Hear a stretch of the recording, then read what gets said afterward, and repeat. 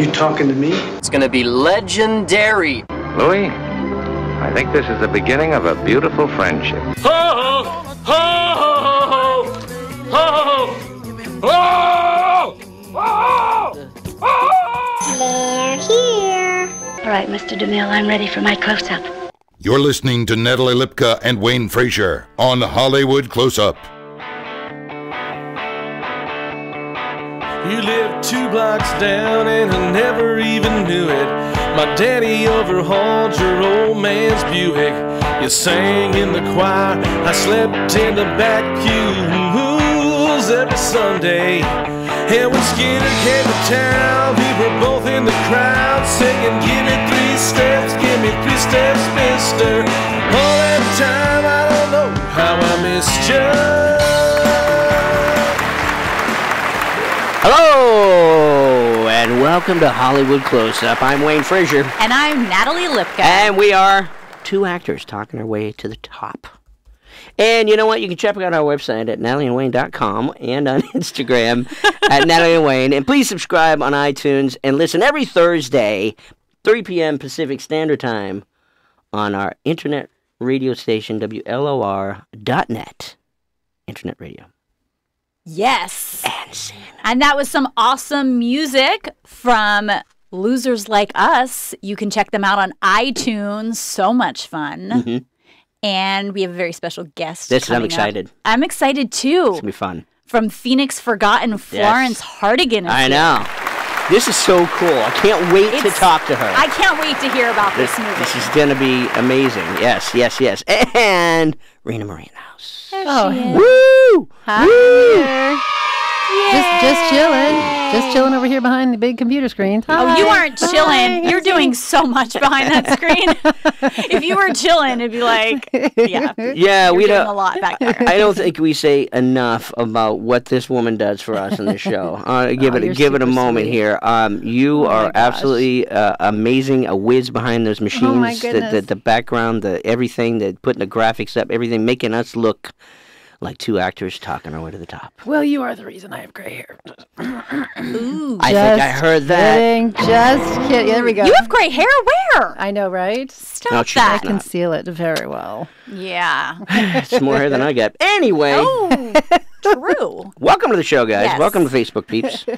Yeah, speaking of Facebook peeps, our past guest, Robert B. Martin Jr., posted something on Facebook. He said he was reposting it from another time. Mm-hmm. And the article was, watch what happens when you ask non-creative professionals to work for free. And it's a cool video. It's a cool video with an article about how a Toronto advertising agency created this video and asked people who weren't creatives to work for free and see what would happen. And the responses are no. Yeah. Well, no, they will not. In the video, there's an architect, and he's like, basically the guy is going, hey, can I do this project on spec though? You know, mm-hmm. And even the guy in the coffee shop, can I get the coffee on spec so I can try it before I do anything with it? And they're like, no. No, you just trust us. You trust our work. You trust what we do. Right. And But why do we do that as actors? Why do people work for free in this industry? Rena? Anybody? Anyone? I don't. Anybody? Don't. You know what? I will say this. There is a time and place to work for free, and that's when it has a philanthropic bent, when you're choosing to work for free because it makes you feel good, it's for a cause you care about. I agree. But aside from that, you don't ever work for free. I agree. Yeah. I don't care what you have to do, to get your reels going or whatever. Now, there's a difference between working for free and working for your SAG voucher and SAG deferred project or whatever. But to just do it, I know who does that. Right. You know? And I think because all of us there's a lot of up-and-coming directors or producers, and no one's getting paid on a project. Right. So there is a thing of working for free, but if you're getting the copy for your reel, right. Like let's say you just moved to LA and right. you don't have anything for your reel, and this gives you an opportunity to get tape because we know you can try and create your reel. Right. But that would cost money too. So this is kind of like a win-win on both sides for a project. Right. I agree, because then it's kind of not working for free in that moment. You're getting something for it. It may not be money necessarily, but it could be content that you want to have on your resume. You want that credit. You want, that IMDb credit or whatever, or just, you want the addition for your demo. Then I think it makes sense. But if the project doesn't have any of those factors, then I don't think it makes sense to do it. Right. Because, like you said, if it's not necessarily monetary, you're getting something from it. You're getting something, right. Yeah, and so that's not working for free. Working for free would be just everything. Doing the work and getting nothing. Yeah, and just doing it for the fact of doing it. And I think that's where this video differs for creatives, because most of the time you are, like we were just talking about, you're all winning from the project in some way. Well, but also too, I mean, if let's say that a friend of yours is doing the project and you really want to work on the project because it's something you care about, you want to work with your friend. It's a passion project. Then it's, right. Then that's different. I don't consider that working for free either. That's you saying, you always have to be able to decide. It's kind of how I always leave it. Like, I'm going to decide if I want to do this. And at that point, it's cool. I think as long as you're in charge of your own career. Right. Ultimately. Right. Absolutely. Agreed. It's an interesting article. I'm glad he put that out there. Yeah, me too. It does make you think, though. Yeah. It really does. It's a good tip to definitely think about when you're choosing your projects. Yep. So thank you, Robert B. Martin Jr. As always. You're the best. Anywho, I think it's time for some social media with Natalie Lipka. Geez, already? It is. This show always goes by so fast. Okay, well, I am loving Kim Garst right now. Forbes named her as one of the top 10 social media influencers, and she has such a great post. Recently, I was reading The Ultimate Guide to Writing Social Media Headlines That Get More Clicks. She was saying that on social media, the aim of your headline is to get people to click your link. She says to keep things short and sweet for Facebook and use more action words.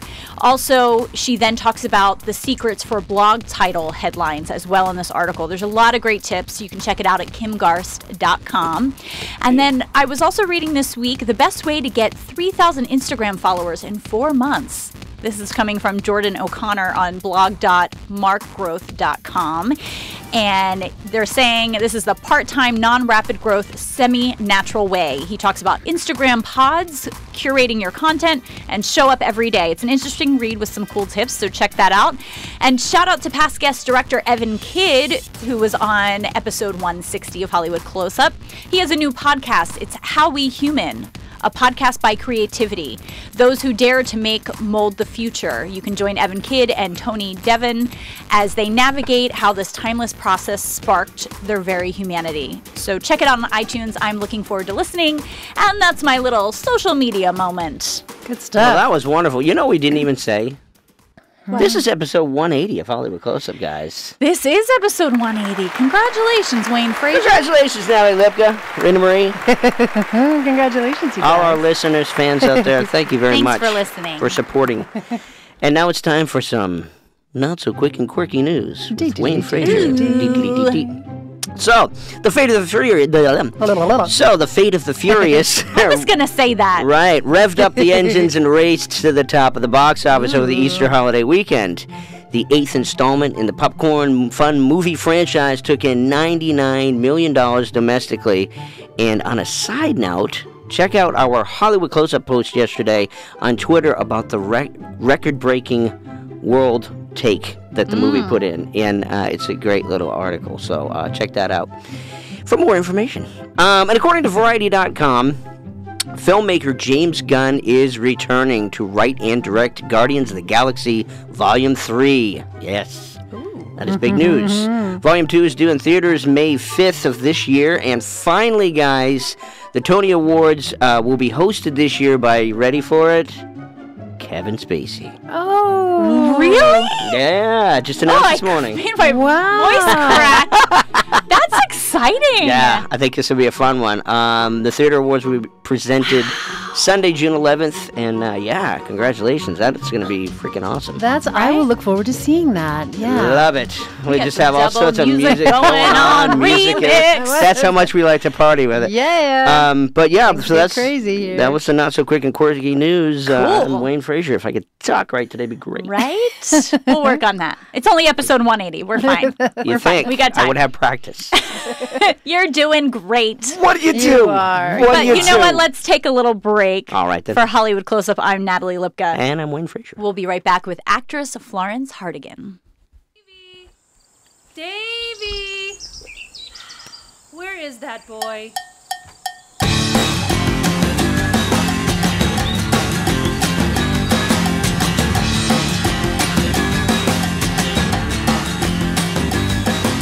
Swear ever since I learned to crawl, I was out the door and in that yard.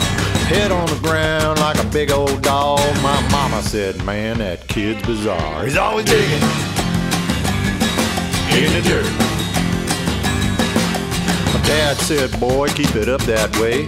Find yourself in China someday. So I dug in the sun, dug in the rain, cause I wanted to get some chicken chow mein. I was digging in the dirt. Yeah, dig it in the dirt. Dig when we're happy, dig when we're hurt. Digging why I figure we're here on earth, so keep digging.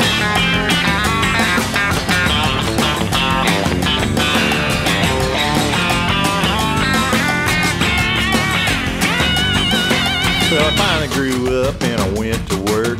My boss was a typical hard-nosed jerk. He said, you see that pile there, son? I want it all gone before your day is done. I started digging in the dirt. I met me a girl that I really dug, a country queen as cute as a bug. Got us a place at the edge of town, that's where we set our roots on down. Started digging in the dirt. Yeah, dig it in the dirt. Dig when we're happy, dig when we're hurt. Digging why I figure we're here on earth, so keep digging. And we are back on Hollywood Close-Up. I'm Natalie Lipka. And I'm Wayne Frazier. We have a very special guest in the studio. She was in IFC's Entrance, several hilarious videos on Funny or Die, and you can see her this Friday, April 21st, in theaters. We have the star of Phoenix Forgotten, actress Florence Hartigan is with us. I'm so excited. I can't speak. It's funny that you said florist because I've always thought that being a florist would be like a really good job. I wanted to get that out of you. I figured that was a secret you've been waiting to share. It really is, yeah. Are you really? Well, you walk into a flower shop and it's always like so cool and like there's that specific smell. You go in there and everyone like seems like very zen. Mm-hmm. I feel like it would be like, I don't know. That's just the thing. But acting got in the way. Yeah. So what do you do? Darn. You know, acting is my day job, and then I moonlight as a florist. There you go. So how are you? What's going on? You got I'm pretty good. exciting for you. Yeah, I'm super excited. This is a big deal. Mm-hmm. Phoenix. Yep. Yes, it is, and that's the show. Guys, Thanks for coming up. No, very important. Yeah, Phoenix Forgotten. Yeah. This is you get some big time producers on this. Mm-hmm. Yeah. Ridley Scott. Yep. One of them. The writers of The Maze Runner, right? Mm-hmm. So. And the director Wes Ball is one of our producers. Right, Yeah. Wes Ball. Yeah. I mean, my goodness, how was that experience working with this gang? Intimidating, fun, jovial, like a flower shop? Not as zen as a flower shop, but yeah, obviously, like just pretty much a dream, and I love to do it. Yeah. Yeah. No, this is based on a true incident. Yeah. So did you know anything about it before you even got involved with this project? Yeah, that's what I was wondering. Is this something you followed? It was not something I personally knew a lot about, but the film tells the story of the Phoenix Lights, basically, and which is like I think it is the most documented UFO sighting in history. Like thousands of people saw it, and happened in '97. And at the time, the governor Fife Symington denied, everyone denied it, and he had this press conference with this guy dressed up as an alien, and they laughed it all off. Right. And then years later, this dude comes back and is like, by the way, I saw the lights, and there's no way it couldn't have been a UFO. Like, he was very adamant that what he saw was a UFO. So it's like there's this air of mystery that surrounds it, and that's where the story kicks off. It's a crazy thing because I was watching it, doing some research for the show, and I'm watching this live stuff and people that have videotaped and all that, and it's so bizarre, and that all these people saw this incident. Yeah. And so how does this roll into what you guys do for the movie called Phoenix Forgotten? Right. So Phoenix Forgotten tells the story of 3 kids who went looking for the Phoenix Lights. Now, did that really happen, or is this like a story? What came about, like, and then the story is like framed of that. It's framed by like somebody coming back into town and trying to figure out what happened to these kids. Right. Okay. Yeah. Gotcha. Wow. Yeah, it looks. I mean, it's like a thriller. It's a sci-fi horror, right? Yeah. It's like a psychological sci-fi horror. Yeah. Yeah, so how is that for you as an actress, working on something like that? Well, I will say, like, my bits aren't super scary. Okay. Personally, like, the onus of that didn't fall on me. But I love that stuff, and I am usually cast as the person that gets murdered. Yeah. Yeah, because this genre is not new to you. Horror is not a new genre for you. I have done a lot of horror films. I actually have another horror movie coming out in the summer called Malevolent, which is another horror movie where there's a lot of blood and guts and and that's animated? Yeah, that's an animated horror film. Yeah. That's kind of fun. It has William Shatner and Monica Becker and Ray Wise. Oh no! Yeah. Awesome. Yeah. Not William Shatner. I don't understand. That's pretty good. Oh, thanks. Maybe next time they can use you and you'll be cheaper. I'm assuming. I don't know what you'll rate it. Sorry, I didn't know. Oh, that's so funny because we were talking about money and working. Well, we were talking about working for free. Yeah, rates before on the show, so that's interesting. It's very fitting. I will not work for free. That's okay. So you got that coming out now. When you prepare for a role that is so just intense and you've got to just dig in and be scared. How do you prepare yourself for that kind of emotional wreck? I don't really know. I think for me, it's like it's all imagination. Like, it's just kind of accessing like how I would feel in that situation. I know everyone's different, but for me that works in terms. And like what I love about film more than I think any other genre, like, is that it feels the most, you get to play act in like the best sense. You have a costume on. It's usually like if you're in a horror film, it's like usually dark. Like the stuff is as close to like really happening as it can be, and so it's just easy to play. You know? And I don't know, for some reason, like playing in that dark stuff is really fun for me. and it's so sad. I have friends that'll be like, Flo, I'd love to come see you and stuff. It's really hard for me to watch you get like tortured and killed. Like, can you please do something nice?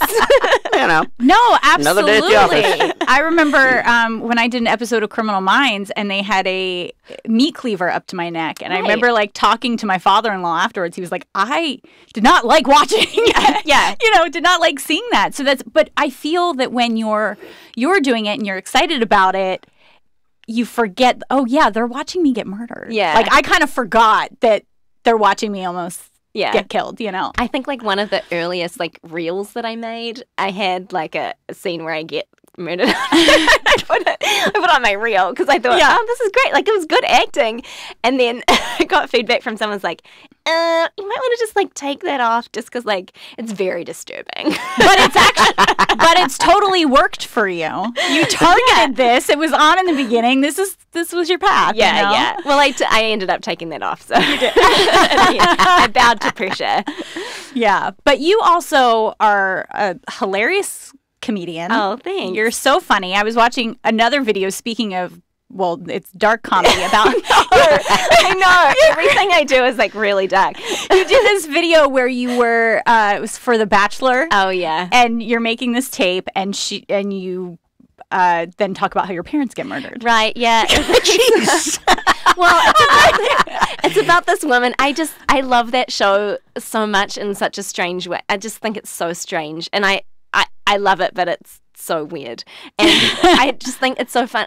Like, what was funny to me is that people go on there and they sort of, there's this element of, and not everyone, but like there's this element of, there's always like a few people who like have this dark thing that they really exploit to like get further on the show. And so I really wanted to make something where there's this character who's like, this is the best thing about me. Like, yeah, my parents were murdered. Like, so. It's the roles of a lifetime. Yeah. I bet if you actually submitted that tape, you totally would have gotten on the show. I really should have. Next time. What do you prefer, the comedy to the drama, or the horror to the comedy, or what? I don't prefer one or the other. It's just whatever role is juicy to me. Like, what did you? How did you get yourself started in the business? You're from Los Angeles. Yeah, born and raised, mate. Yeah, you have an interesting journey. Popped right out, right in the middle of Sunset and Vine. My mum was buying a cronut. Right in front of a flower shop. Right, exactly. But that's why we figured it out. I don't know. No, so where are you from originally then? Well, I was born in upstate New York. Okay. But my parents are Irish. Okay. So we lived there for a bit after we moved back to Ireland, and then I moved to New Zealand. I grew up in New Zealand. That's the short story. That's what I should say. Flo, I grew up in New Zealand. Did you do most of your acting then to get like established in New Zealand? Or? Yeah, I started as a kid, so I did a lot of film and TV as a kid, and then I took a little time off doing. Well, I took time off, but I went to university to study filmmaking and writing and acting, and then I came back. Yeah, I wouldn't consider that time off. No, you actually kept it. Yeah, really. You stayed right on. Vacation was more working on it, which is it's what we do. Yeah, that's what artists do. Sure. When you came to LA then, and you're from another country, and all of a sudden you're like, oh, here I am in the acting world of Los Angeles. You know, the stars, the whole yada yada. What were you intimidated? Were you? I mean, what were some of the first things you did to go? Okay, now I'm in this big city. Yeah. Because for our listeners here on the show, we like to at least give some information about, you know, how to have that confidence and empower yourself in this world without being intimidated and flying home the next day. You know what? I think that's just always a battle. But I think for me, what helped me starting off is just blind ignorance. Like, I just came and I was like, yeah, I'll just move. That's fine. I got a manager. I had already gotten a manager out here before I moved. And so I just came out and was like, yeah, it's going to be fine. And then I moved out, and right before the writer's strike happened. So that was like, it was pretty hard. Yeah. So absolutely. Yeah. But I think for me, I think the secret to not being intimidated and like hanging on to your self-worth as an artist, I would say, is just to be making stuff. Like, that's what I would say if advice was asked for, which it wasn't. It was. Right. That was his way of asking for advice. Great. There you go. Yeah, I think I think for me, it's been reminding yourself like, oh, you can do it. And the way to remind yourself of that is just doing it. Like, with people. And like, this is what people forget about LA, is it's a town that's filled with artists. Like, everyone's just like everyone moves here because they love it and they want to make things. And like, so like, it gets a bad rap about being full of like shallow people or whatever, but like in my experience, it's not that at all. Yeah, like, you kind of have to. You don't have to dig, but you kind of have to go. Okay, I've accepted. This is what I want to do as an artist, and then but through meeting people, there's always a project somewhere where you can get involved. You know, you could do a show here any night of the week if you wanted to. Yeah, you really could. And like, you know, now it's so easy to make your own videos and stuff, that process has been so democratized that like, you know, you really, there's nothing stopping you from remembering like what you can, like no one has to, like, you don't have to wait for anyone to give you the opportunity to do it. You can always be doing it. Right. Which is which we tell people all the time. Yeah. Just do it. Yeah. Is that we always say that, just like that. Just do it. Yeah. Gotta drink my coffee when I said that. Just do it. Don't spit it out. You could probably also say that in a normal voice. I don't know. Just do it. But I think Nike took that. Crazy. I think Nike already called it. But oh, my bad. We can, you know. Selfless plug for Nike. Sorry about that. If you would like to sponsor the show. But you're also doing music as well. You're a singer. So yes, I do that. And then you incorporate that into your comedy. Oh, do I? What did I do? Don't you do singing comedy or no? Do you? Oh, I don't really. Oh, yes, I do, actually. That's true. Yeah. I don't write songs. No, improv. I do improv comedy. I was like, wait, did I get the wrong? No, you're right. I just forgot for a second. No. So much going on. I'm like, what did I make? That was no. I do. Yeah, I do. I'm in a musical improv rap group called Kaboom Box. So awesome. Yeah. I want to see this so bad. You really should if you want to see me rapping, which is quite sometimes really awkward, but like I do it because it's just so fun for me. Like, and you're just making it up on top of your head. Yeah, it's like improv. It's like short form improv scenes, and then we like bust out into song or rap funny. as the moment takes us. It's the most fun, and my team is so fun, and we love each other, and it's the best. That's so awesome. How do we get to see that? We have a monthly residency at Nerdist. Okay. It's the second or third Friday of every month, but you can check out the Kaboom Box Facebook page. Okay. Like Kaboom Box, and then we always have the information there, and we're on Instagram as well. But Wow. Awesome. Yeah. You're a busy lady. yes, that's true. That is how I live my life. I love it. Are you doing is it a big premiere or anything for the film this weekend or rolling or? They're not having an official premiere for this one. Okay. Yeah. But it's coming out Keeping it, Friday. Like, under the radar. I think it's going to be Billboard phenomenal. prize. I can't But wait what to see this. What are you gonna do? Like, are you gonna go see it Friday? I'm or- gonna go see it Friday. Yeah, my mom and my sister came out to see it. Wow. Awesome. Yeah, so I'm gonna see it Friday probably twice.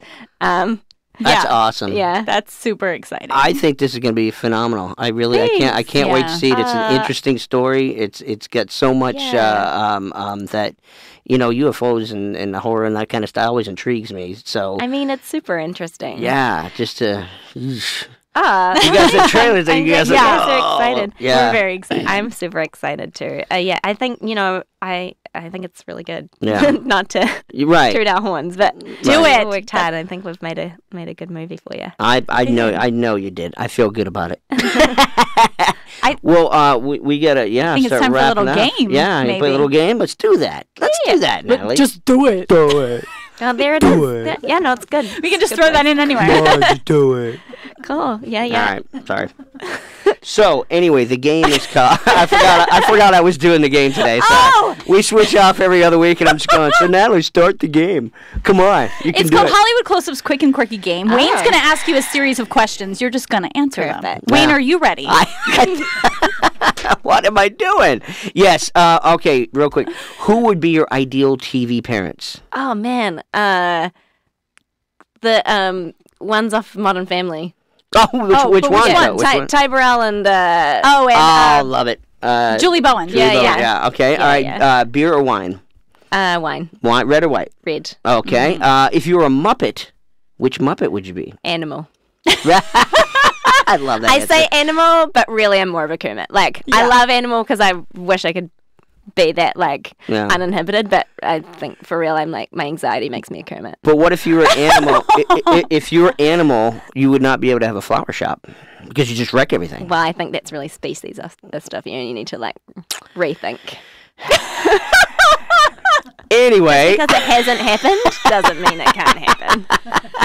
Do not crush this dream I know, of being what an animal. Animal in a flower shop. Here we go. What final question on quick and quirky? What's your favorite podcast you're on right now? My what now? Favorite podcast you're on right now? Oh, this Yeah. podcast. Ding, ding, Hollywood ding, Close-Up ding, ding. podcast. Ding, ding, ding. Best in the biz. Woo!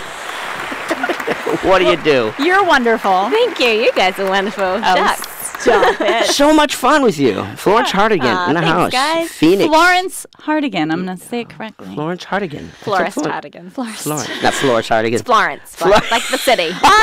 That's my hometown. Florence? And I can't even say it. Florence, Italy? Florence Hartigan. No. The whole time. Wow. That's where I'm from. What is wrong with me?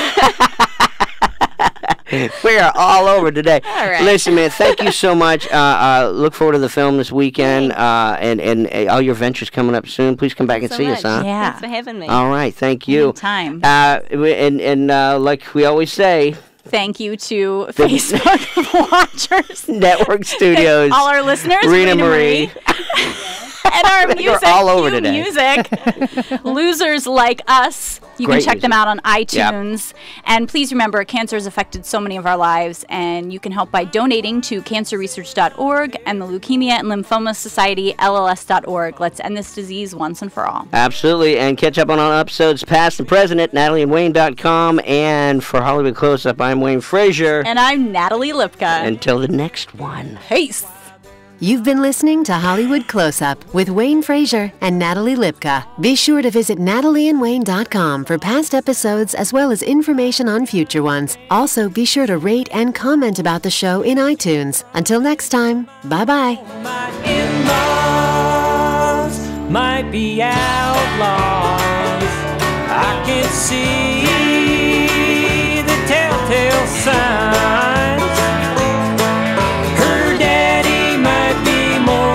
Jesse James and Santa Claus. I think my